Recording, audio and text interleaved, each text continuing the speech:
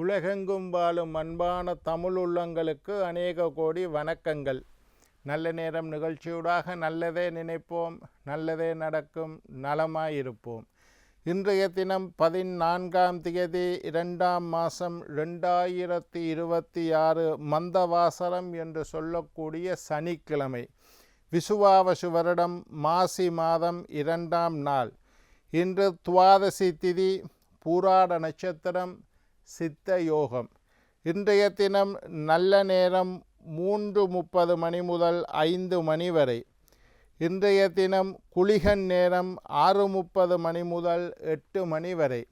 இன்றைய தினம் ராகு காலம் 9:30 மணி முதல் 11 மணி வரை. இன்றைய தினம் ஹெமகண்டம் 2 மணி முதல் 3:30 மணி வரை. ரோகிணி மிருகசீரிட நட்சத்திரக்காரர்களுக்கு இன்றைய தினம் சந்திராஷ்டம தினம். ரோகிணி மிருகசீரிட நட்சத்திரக்காரர்களுக்கு சந்திராஷ்டம தினம். சூலம் கிழக்கு, பரிகாரம் தயிர்.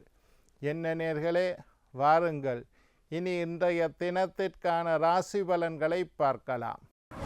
மேஷம் பாராட்டு, ரிஷபம் செலவு, மிதுனம் அமைதி, கடகம் நன்மை, சிம்மம் நட்பு, கன்னி நலம், துலாம் வெற்றி, விருச்சிகம் பாசம், தனுசு ஆதாயம், மகரம் சோர்வு, கும்பம் பக்தி, மீனம் ஓய்வு.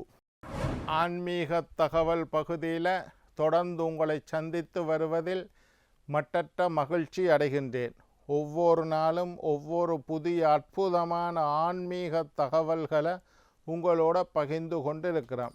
அந்த வகையில் இன்றைய தினமும் சில நல்ல விஷயங்களை உங்களோட பகிர்ந்து கொள்ளலாம் என்று காத்திருக்கிறேன். எங்களுடைய நிகழ்ச்சிக்கு நீங்கள் தரக்கூடிய ஆதரவு என்னை மகிழ்ச்சி அடைய செய்கின்றது.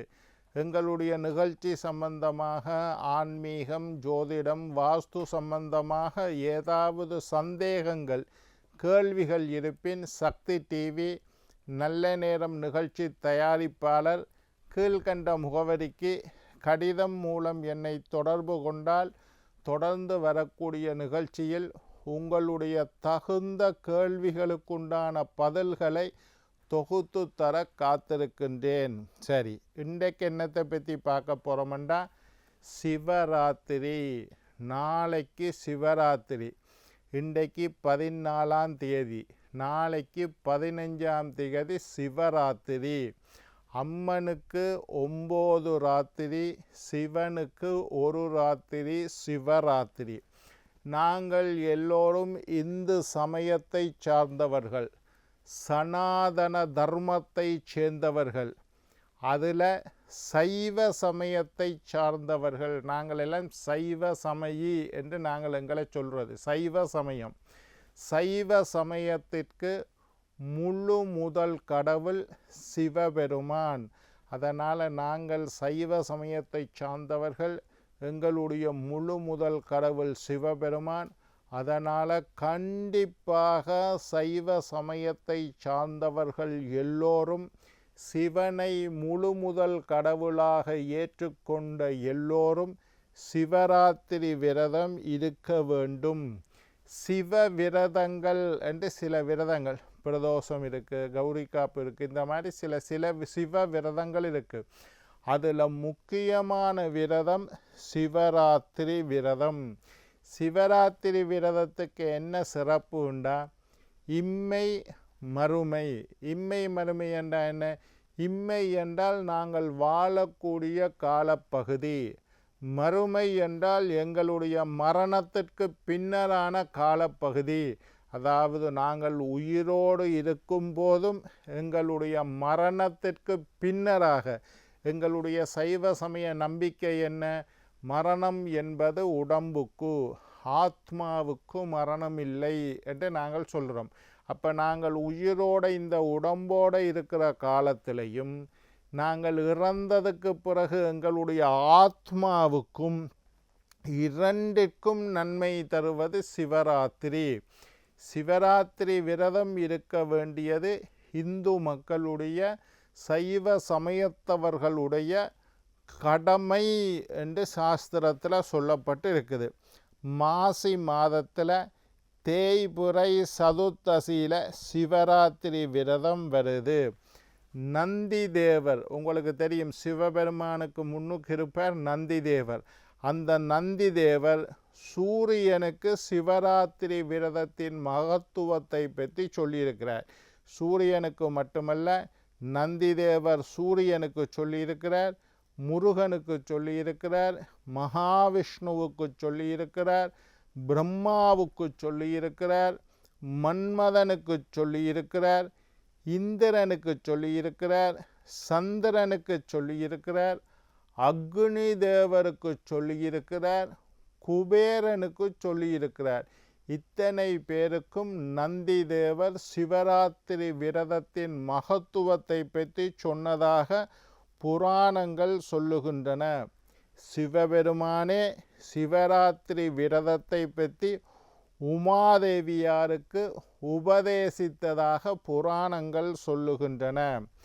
கந்த புராணம் உங்களுக்கு தெரியும். கந்த புராணத்தில் சிவராத்திரியின் மகத்துவத்தை பற்றி நிறைய விஷயம் சொல்லப்பட்டு இருக்கு. லிங்க புராணம் என்று ஒன்று உண்டு, சிவலிங்கத்தை பற்றி பேசுகிற புராணம். அந்த லிங்க புராணத்திலையும் சிவராத்திரியை பற்றி சொல்லப்பட்டு இருக்குது. சிவாகம புராணம் அதுலேயும் சிவராத்திரியை பற்றி சொல்லி இருக்குது.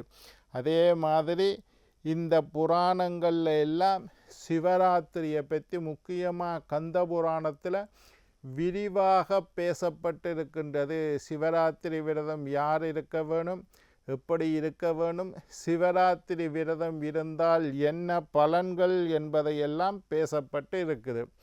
சிவராத்திரி விரதம் என்றால் உங்களுக்கு தெரியும், அடி முடி தேடிய கதை. ஒரு முறை பிரம்மாவுக்கும் விஷ்ணுவுக்கும் ஒரு சண்டை. இது ஒவ்வொரு சிவராத்திரியிலையும் நான் உங்களுக்கு சொல்லியிருக்கிறேன். பிரம்மாவுக்கும் விஷ்ணுவுக்கும் ஒரு சண்டை. யார் பெரியவர், பிரம்மா பெரியவரா விஷ்ணு பெரியவரா? விஷ்ணு சொல்லுறார், நான் தான் பெரியவன், இந்த உலகத்தை எல்லாம் காப்பாற்றக்கூடியவன் நான், அதனால் நான் பெரியவன். பிரம்மா சொல்லுறார், நீ உலகத்தை காப்பாற்றுற, இந்த உலகத்தையே படைத்தவன் நான், அதனால் நான் பெரியவன் என்று ரெண்டு பேருக்கும் சண்டை. இந்த சண்டை நடக்கிற காலத்தில் ஜோதி புலம்பாக சிவபெருமான் என்ன செய்தார், ஜோதி புலம்பாக தோன்றினார். இப்போ இவியலுக்குள்ள ஒரு போட்டி. இந்த ஜோதி புலம்பின் அடியையும் நுனியையும் யார் முதலில் கண்டு வருகின்றார்களோ அவர்கள்தான் பெரியவர். விஷ்ணு முதல்ல போய் கண்ட விஷ்ணு பெரியவர், பிரம்மா கண்ட பிரம்மா பெரியவர். சிவபெருமான் ஜோதி புலம்பாக தோன்றினார். உடனே என்ன செஞ்சார், பிரம்மா அன்னப்பச்சியாக உருவெடுத்து மேலே பறந்து போய் இந்த ஜோதியின் முடிவை கண்டுபிடிக்கிறேன் என்று போகிறார். விஷ்ணு என்ன செய்கிறார், பன்றி ரூபம் எடுத்து நிலத்தை தோண்டி கொண்டு இந்த ஜோதியின் முடிவை கண்டுபிடிக்கிறேன் என்று போகிறார். ரெண்டு பேரும் பிரம்மா பறக்கிறார் பறக்கிறார் பறக்கிறார், ஒரு முடிவே இல்லை. விஷ்ணு தோண்டி கொண்டு போகிறார் போகிறார் போகிறார், ஒரு முடிவே இல்லை. கடைசியில் ரெண்டு பேரும் சிவபெருமானை சரணடைந்தார்கள். நாங்கள் எங்களால் உங்களுடைய அடியையும் முன்னுனியையும் கண்டுபிடிக்க முடியவில்லை, அதனால் நாங்கள் இருவதும் பெரியவர்கள் அல்ல, இந்த ஜோதி புலம்பாக தோன்றிய நீங்களே பெரியவர் என்று சொல்லினோம். இது ஒரு புராண கதை.